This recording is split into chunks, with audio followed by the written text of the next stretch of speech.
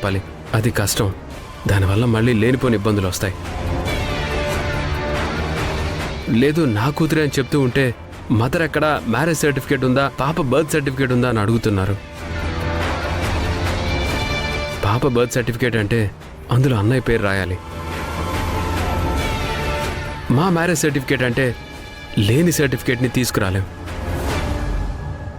అన్నయ్య తీసుకెళ్ళి జాయిన్ చేయలేడు. అందుకే ఏం చేయాలో అర్థం కావట్లేదు.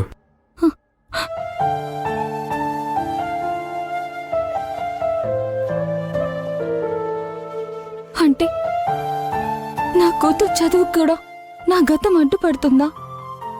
ఈరోజు నా దగ్గర అందరూ ఉన్నా కూడా నా బిడ్డని స్కూల్లో జాయిన్ చేసుకోలేని పరిస్థితిలో ఉన్నామా? మీరేమీ బాధపడద్దు సుహాసిని గారు.